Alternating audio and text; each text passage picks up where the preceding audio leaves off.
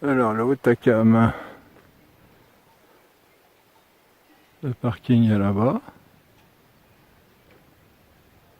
Un temps magnifique.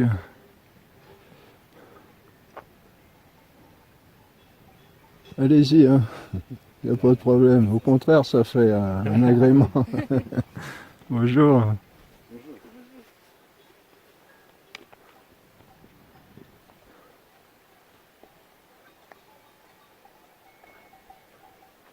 Alors, on va par là. Le lac d'Isabi en bas. Isabi. On doit aller le long de la crête à gauche là. Et puis peut-être le sommet, la crête du cirque là-haut.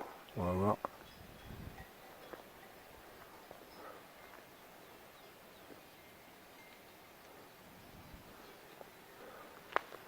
Et là c'est du côté de l'ouest. Les sommets là-bas, je sais plus lesquels. Le premier là, ça doit être le Viscose peut-être bien. Et derrière, je sais pas, qu'est-ce qu'il y a là-bas.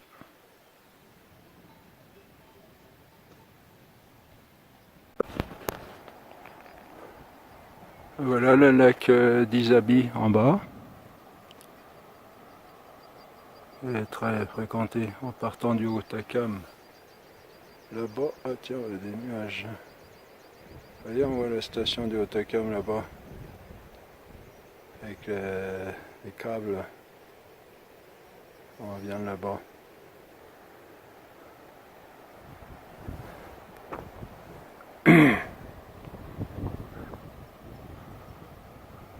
Là, on voudrait aller là. On s'est trompé. Le chemin était prévu en bas, mais bon.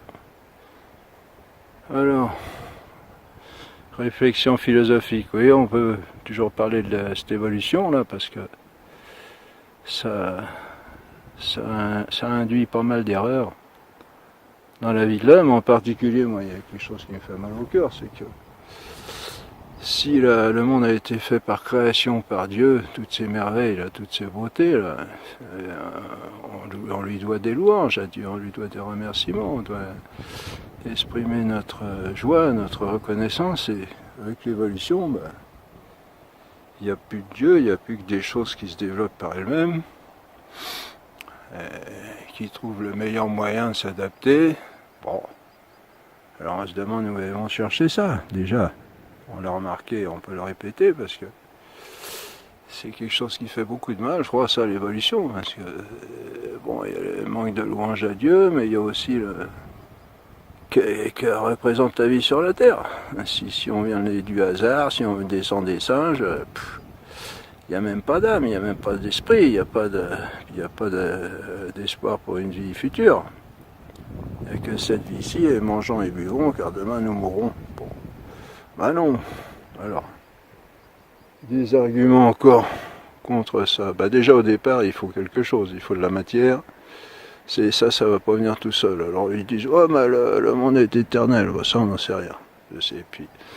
Et puis de toute façon, poser un monde tout fait au départ, aussi rudimentaire soit-il, bah, il faut le poser, hein, il faut l'amener à l'existence. Et ça se fait pas tout seul. Hein. Ils auront beau tourner, tortiller l'affaire dans tous les sens, ils ne pourront pas donner d'explication. Il faut une cause à ça. Et donc, de ce point de vue-là, dire que le monde était rudimentaire au départ, tout fait comme ça, ou bien qu'il est tout fait, qu'on dise qu'il est tout fait, il a été tout fait comme il est aujourd'hui, à quelque chose près, du point de vue de l'existence, ça revient à peu près au même. Hein.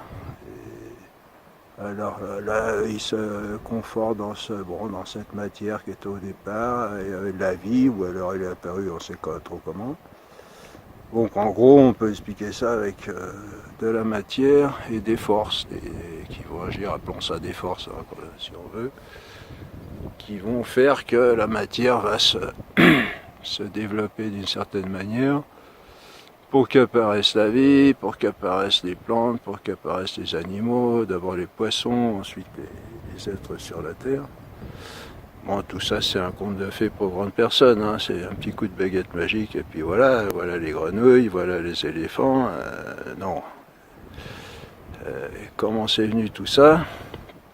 Par quelle cause? Donc il faut poser au départ de la matière, de quelque nom qu'on l'appelle, hein, quelque chose au départ. Et puis des forces qui vont agir, appelons ça aussi comme on veut, des forces de l'énergie, tout ce qu'on veut. Ouais, tout ça, on peut le supposer tout fait au départ, mais on n'en a aucune preuve et ça ne donne aucune explication de l'origine du monde. Ensuite, les êtres, bon, on ne voit pas pourquoi les êtres trouveraient le meilleur moyen de s'adapter. Où est-ce qu'ils iraient chercher ça? Quelle serait cette tendance? D'où viendrait cette tendance de choisir toujours la meilleure solution pour survivre, comme ils disent, hein. Bon, il n'y a aucune preuve à ça non plus, hein. Ils disent que le monde s'améliore et rien n'empêche de dire que le monde se dégrade, hein. Du point de vue de la nature. Du point de vue du progrès, c'est sûr qu'il y a du progrès. Le monde humain s'améliore d'une certaine manière, pas sur tous les points. Donc aucune explication à ça non plus. Et puis de toute façon, des êtres qui vont s'adapter, il faudra toujours prévoir dedans en eux comment dire, un point de départ, comment on appelle ça, une disposition à s'adapter. On ne s'adapte pas comme ça, hein. Une pierre, vous avez beau la lancer, en attendant qu'il va lui pousser des ailes pour qu'elle s'envole, si elle n'est pas faite pour ça, elle ne le fera pas, hein. Il faut... Alors il pense que ça vient comme ça, tout seul. L'être de lui-même, il trouve des stratégies, comme ils disent, pour trouver des solutions.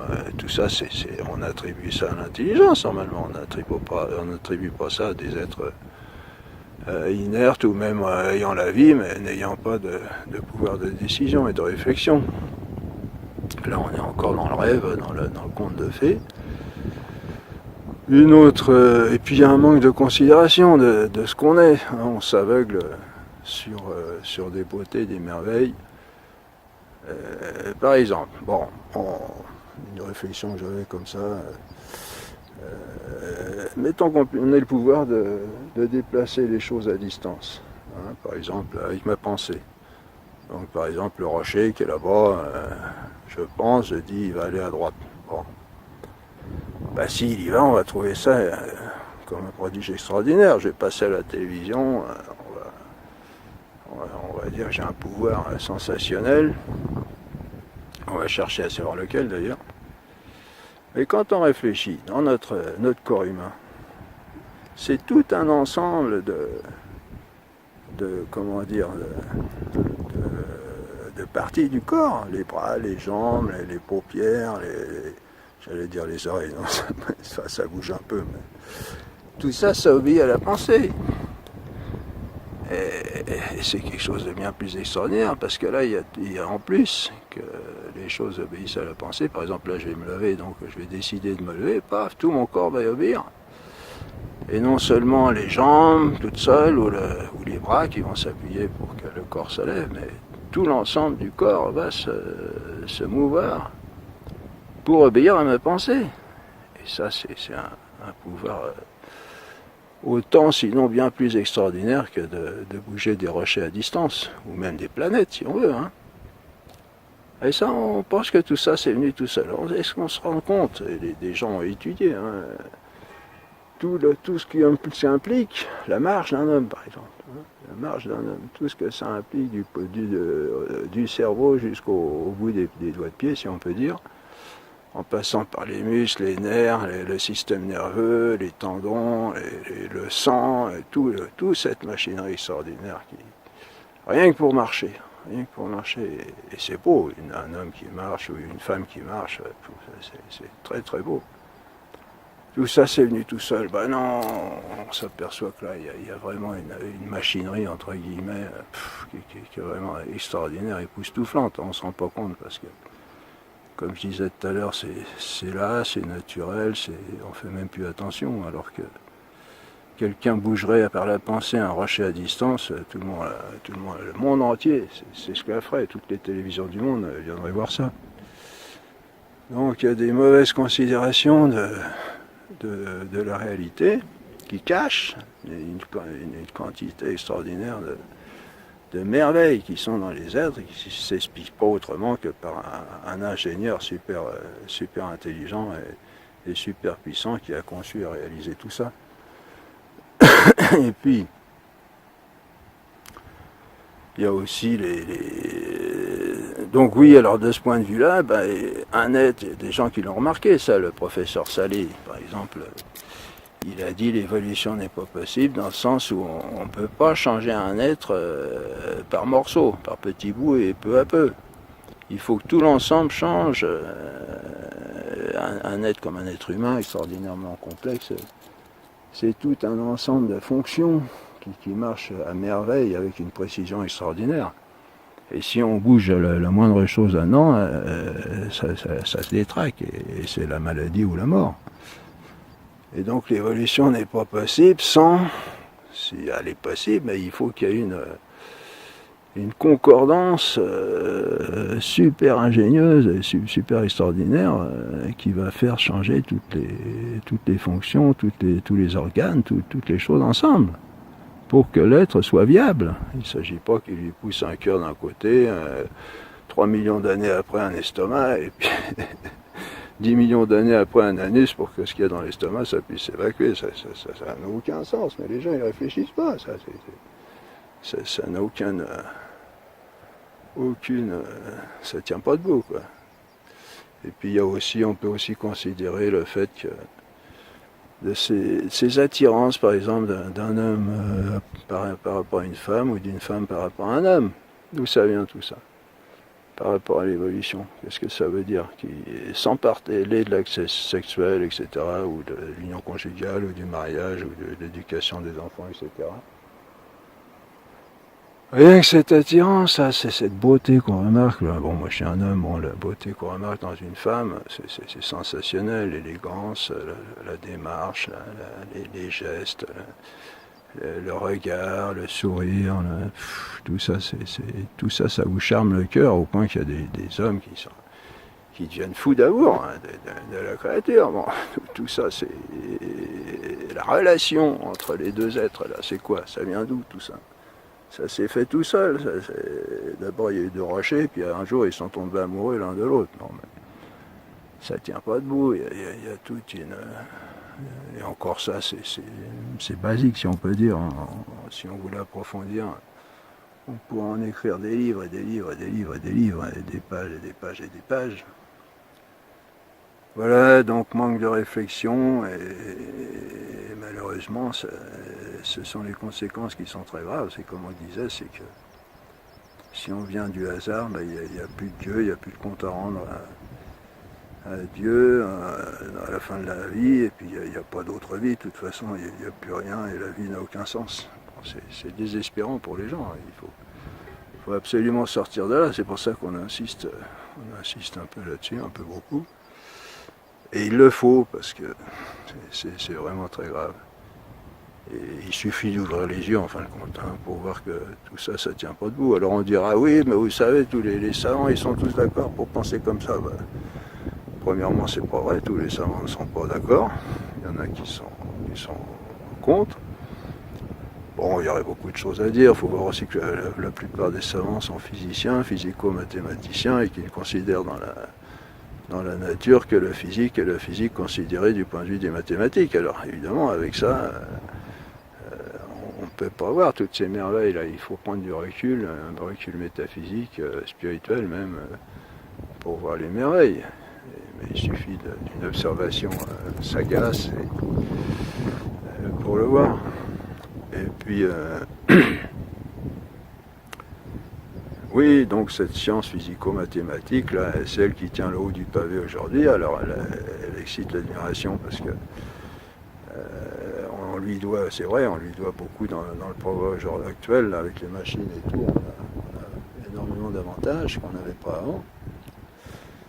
Mais c'est loin d'expliquer le monde, c'est une explication, une partie d'explication du monde, et c'est loin de donner les raisons profondes des êtres.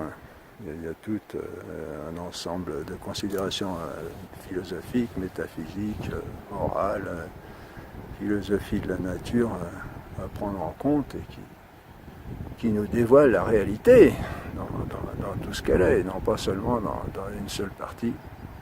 Et puis aussi la théologie, la spiritualité qui nous emmène dans l'autre monde. Et tout ça, c'est une science. Hein. La théologie, la philosophie, la théologie peuvent être vues comme des sciences et qui nous mènent avec certitude à d'autres réalités qui sont tout aussi valables, même bien plus que ce qu'on considère avec la physico-mathématique ou la biologie, en tant qu'elles considèrent des réalités supérieures qui sont tout à fait réelles, même si elles ne sont pas forcément matérielles, corporelles.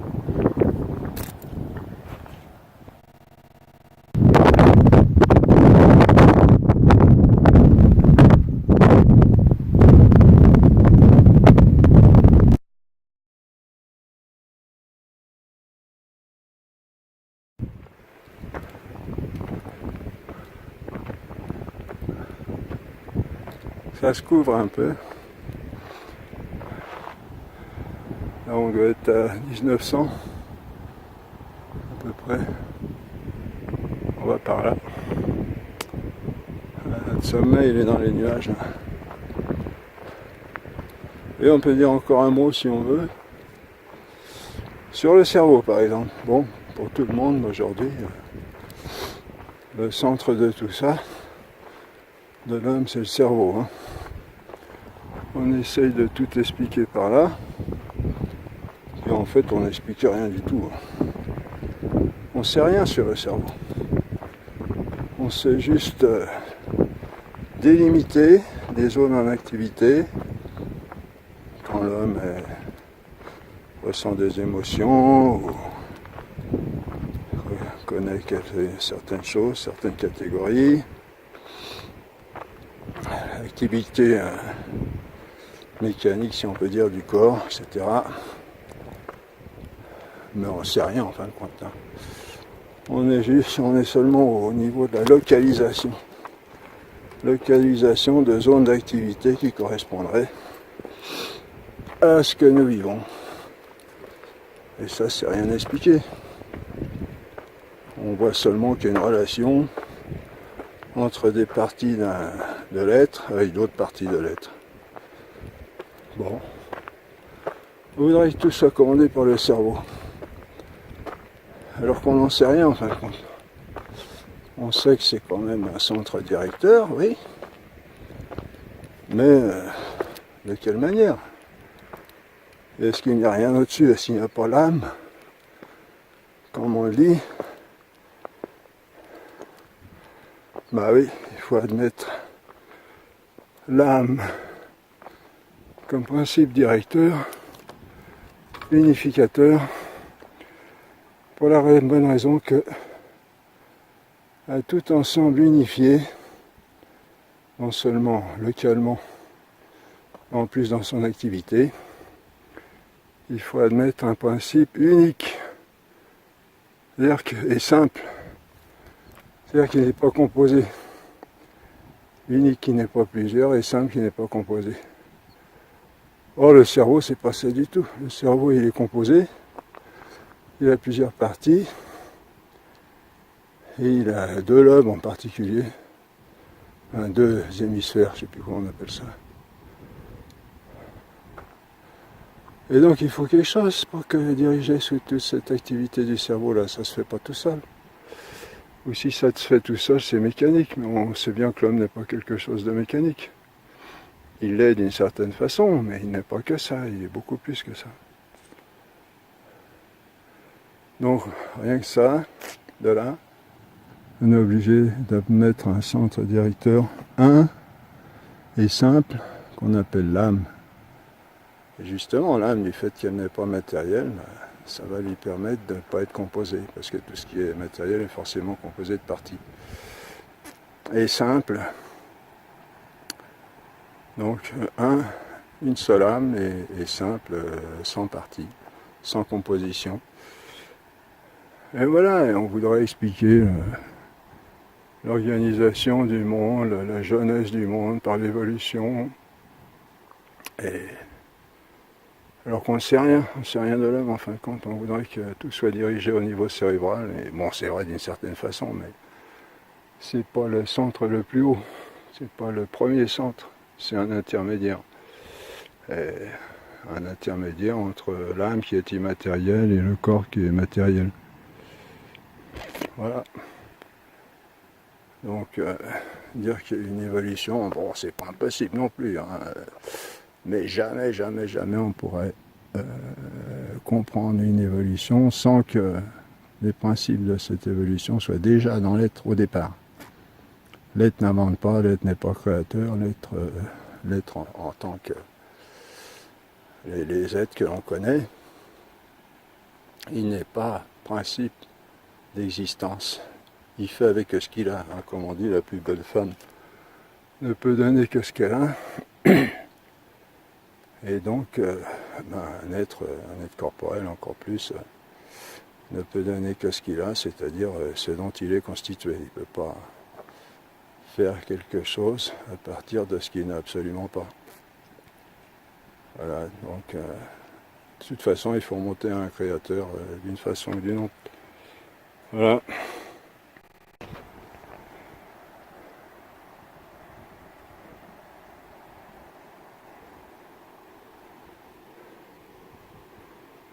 Par exemple, vous parlez du cerveau. Où est le moi dans tout ça? Quand je dis je mange, je marche, je pense, je nage, je travaille, je vais à Paris. Où il est le jeu dans tout ça? Le cerveau. Dans le lobe frontal, le lobe pariétal, le lobe... l'hypophyse, je crois qu'on appelle ça, non? Je sais plus. Enfin, les diverses parties du cerveau. On est incapable de savoir ça. Tiens, un petit aigle là-haut, un gypaète, non? Et beau, ah ouais ça, on dit que c'est venu tout seul, non mais... Perfection, regardez ça un peu. Comment il se rit des courants aériens. Il les utilise au mieux. Tout est à la perfection. Comment veux-tu que ça... Voulons-nous que ça vienne du hasard? Pas possible. Il y a trop de choses, trop parfaites. C'est le concours de multiples choses qui sont au plus haut degré de perfection. Et un ensemble. Alors voilà. Ah. Ça va, ça passe? Oui. Bon, bonjour. Je regarde l'oiseau là-bas, là. C'est un gypaète, non? Je sais pas ce que c'est. Ah, un gypaète là, ouais. Ouais. Oui, là, c'est les vautours qu'on voit ici, oui. Ouais. Et à Bastiaz, il y a les isards là-bas, qui sont dans la neige. Ouais, j'en ai vu, moi. Ouais. J'ai vu au-dessus, un peu plus haut quand même. C'est dommage que la brume rentre par moment. Ouais. J'habite Lourdes, alors je fais des randonnées assez souvent. Là. Ah oui, à Lourdes, vous êtes sur place. Ouais. Là, j'étais étonné de voir autant de neige.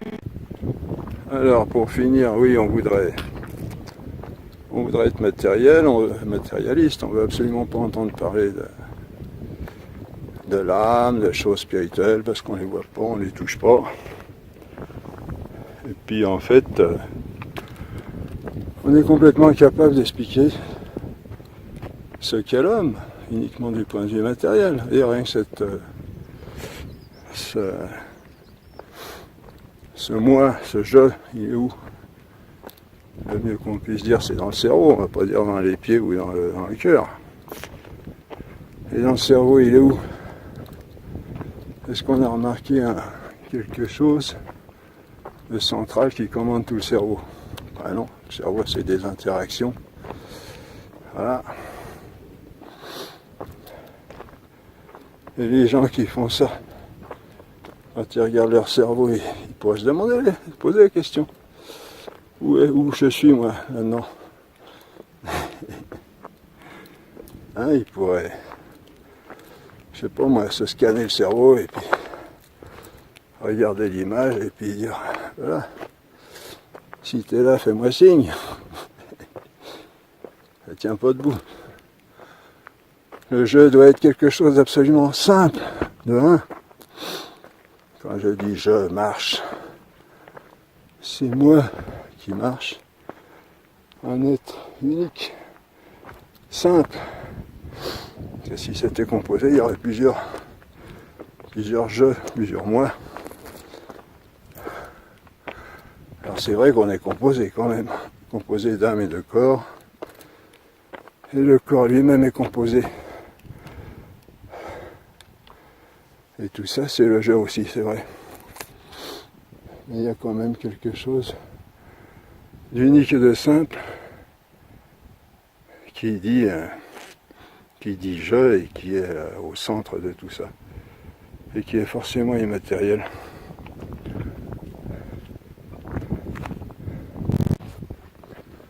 Alors dans une évolution évidemment, immatérielle forcément, il n'y a absolument pas de place pour une évolution immatérielle. Un principe immatériel. Donc l'évolution ça tient pas debout, encore une raison de plus. Sans un principe créateur qu'on appelle Dieu. Un être, peu importe quel nom on lui donne, mais l'important c'est de reconnaître en lui une prodigieuse intelligence et une puissance à la même mesure, capable de concevoir et de créer ces êtres extraordinaires que nous connaissons. Ah, ça se complique un peu. Un lac, je me rappelle plus du nom. Enfin, c'est après le Haut-Cam. À 2100, quelque chose comme ça. C'est gelé, hein. Fin juin, début juillet.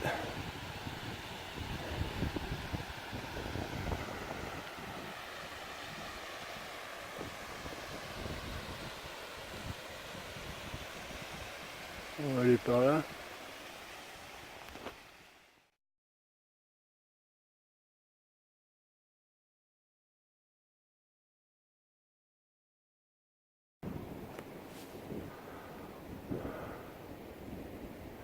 Voilà le lac où on était tout à l'heure en bas là.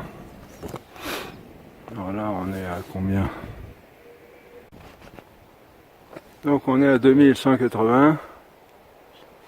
Après le lac là. On est en direction là sur une chaîne, la chaîne qu'on avait visée, plus ou moins. Un petit orage qui nous accompagne là, impressionnant. Une belle petite crête là, mais qui ne va pas très loin. Et là, il y a une vallée.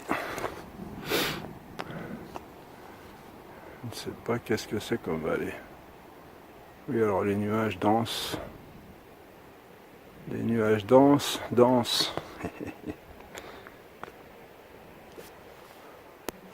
Alors tout ce qu'on disait tout à l'heure, donc,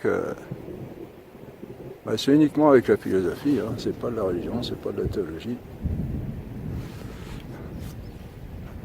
Voilà, tout ce qu'on peut découvrir par soi-même avec la simple raison naturelle. C'est féerique. Sur le chemin du retour, après la pluie, le beau temps, notre lac gelé, et le retour par là. C'est à quoi il faut faire attention aussi dans ces questions d'évolution, c'est la différence entre adaptation et transformation.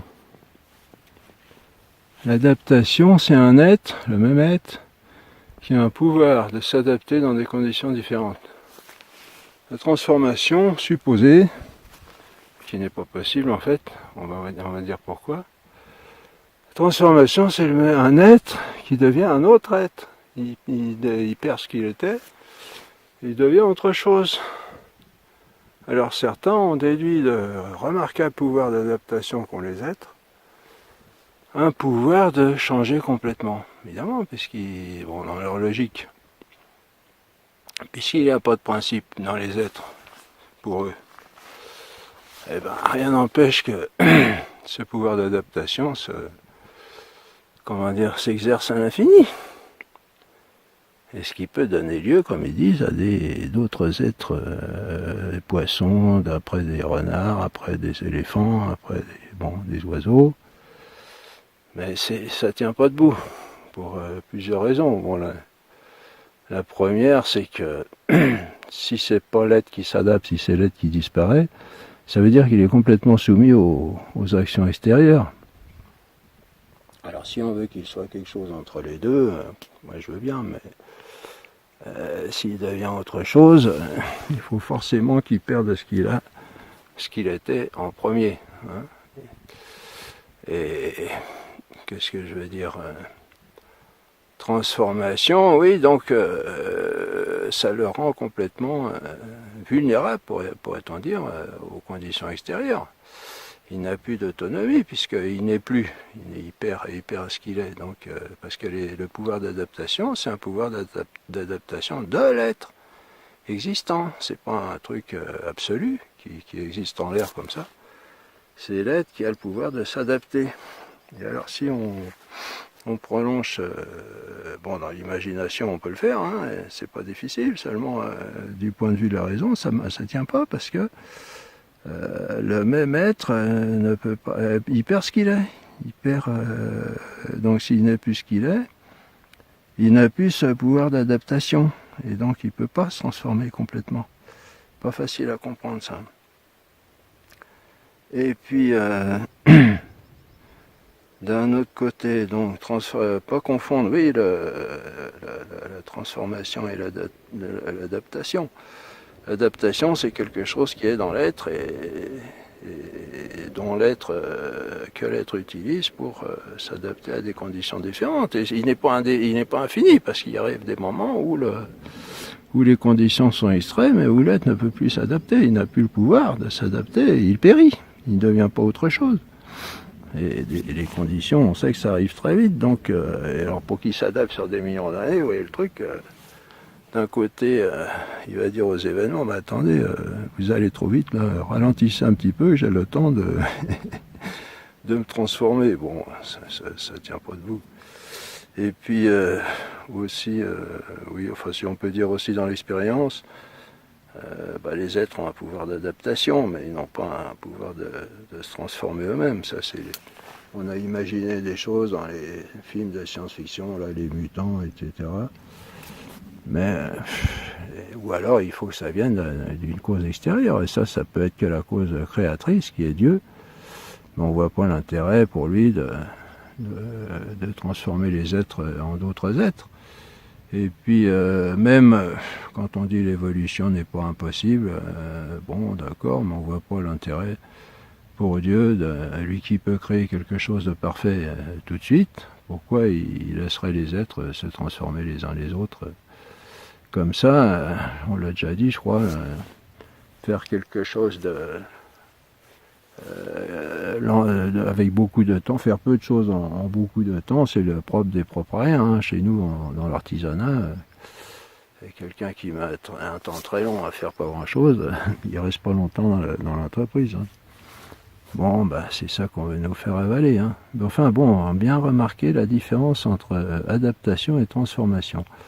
L'adaptation, c'est un pouvoir que l'être a de s'adapter à diverses conditions qui est limité, un pouvoir qui est limité. Et il y a des conditions dans lesquelles on va le mettre et auxquelles il ne pourra pas s'adapter parce qu'il n'a pas le pouvoir. Son pouvoir, il est fait pour certaines conditions, mais pas pour d'autres. Et deuxièmement, alors que si on veut qu'il y ait une transformation de l'être, il faut qu'il perde ce qu'il est pour devenir autre chose. À ce moment-là, il perd son pouvoir d'adaptation. Et il est entièrement soumis aux conditions extérieures, ce qui est contre l'expérience, puisqu'on voit très bien que les êtres ont tout ce qu'il faut pour être indépendants. C'est admirable d'ailleurs de voir comment, je regarde les montagnes la nuit, hein, des fois, nous on voit rien, mais on sait qu'il y a toute une vie dans cette nature, dans l'obscurité, et des êtres qui se débrouillent tout seuls pour manger, pour vivre, pour se reproduire, pour loger, et voilà, et tout ça, ça continue. Bon, il y a quelques grains de sable dans le rouage, des fois, mais des espèces qui disparaissent, mais c'est quand même... bon, là, il y a aussi un dérèglement dans la nature dont on parlera en théologie, qui vient du péché de l'homme, mais c'est quand même quelque chose de fantastique, hein. Chaque être en lui-même et tous les êtres ensemble, tous ces êtres qui vivent tout seuls, hein. Personne n'est là pour leur dire à ce qu'ils ont à faire, à ce qu'ils ont à manger, à ce qu'ils ont à... Voilà, bon, on espère que... Voilà, du simple point de vue philosophique. Bon, après, on verra avec la théologie, une fois qu'on a prouvé que la parole de Dieu, c'est bien la parole de Dieu, bon, on sait que la création, le monde est venu par création, par un être infiniment puissant, qui n'a absolument aucune limite à sa puissance, ni en aucune qualité, donc lui seul a pouvoir sur l'être, sur l'existence, hein. Il peut produire de l'être. Bon, là, il y a d'autres problèmes qui se posent, parce qu'il y en a qui ont dit que de rien, il peut sortir et rien. Bon, on verra tout ça.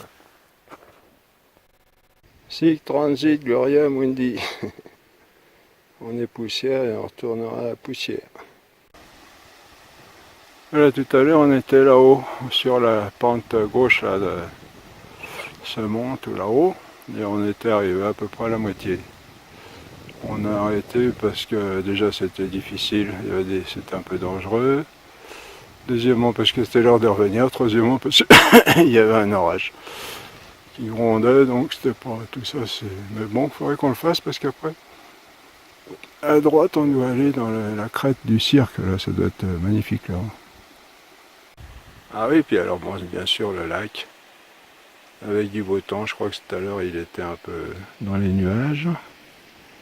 Voilà, le soleil revient et l'orage est parti. C'est quand même mieux comme ça. Alors voilà, pour faire voir un petit peu la difficulté maximale, donc c'est ça, vous voyez là il y a un passage pour monter là. Voilà, c'est pas excessivement difficile, mais bon pour nous c'est la limite. Ouais. Si vous voulez. Alors on trouve toujours plus ou moins un endroit pour passer. Voilà. Puis là-haut, là, ce qu'on voyait pas tout à l'heure avec les nuages. Magnifique. Alors là, je vous fais partager mes sensations. Sensationnelles. Donc là, vous imaginez, il y a des crampons, hein, sinon on ne tiendrait pas comme ça avec une pomme pareille. Extraordinaire. Et le lac, il est gelé, hein. On est fin juin, bientôt juillet. C'est vrai qu'on a pris beaucoup de chaleur en mai-juin.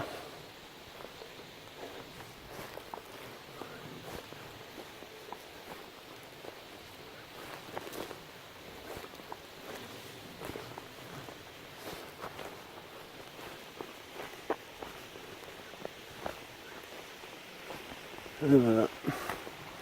Après on va retrouver le chemin.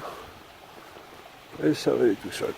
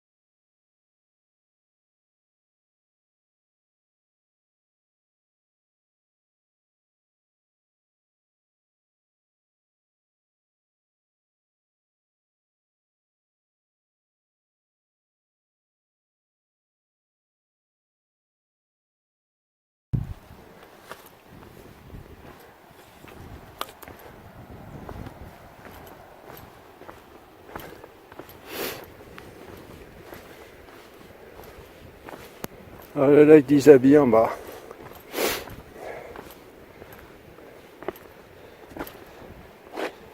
Vu du côté, évidemment, de l'autre côté.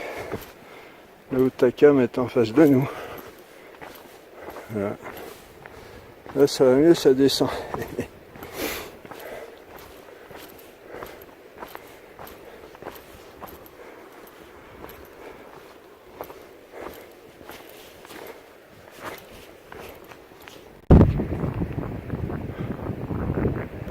C'est beau de voir les nuages qui apparaissent comme ça, qui dansent dans les montagnes, qui apparaissent, disparaissent.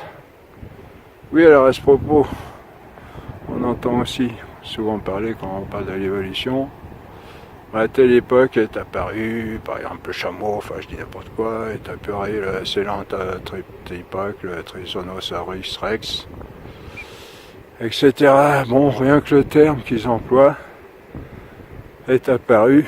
Bon, bah, on voit tout de suite qu'on est dans le conte de fées. On va jamais dire ça. Par exemple, dans une menuiserie est apparue une table le 26 novembre 1842. Ou alors, le métro est apparu à Paris. Ou alors, tel bâtiment est apparu à la Défense.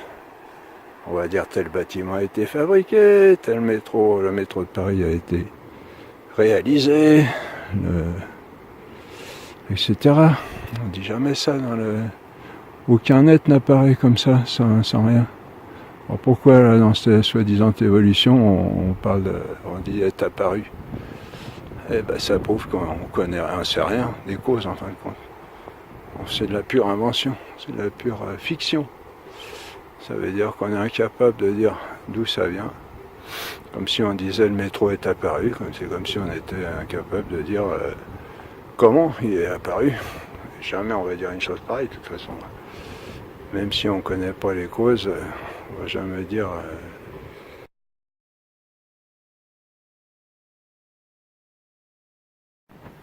La famille Mouton, on dirait qu'ils sont là pour poser. Ah non, ça y est, ils bougent. Alors, le Montaigu qu'on a vu l'autre fois, du côté nord, et maintenant du côté sud, 2004. Alors voilà, on était là-bas. Vous voyez la chaîne là qui va vers, qui s'éloignant vers nous.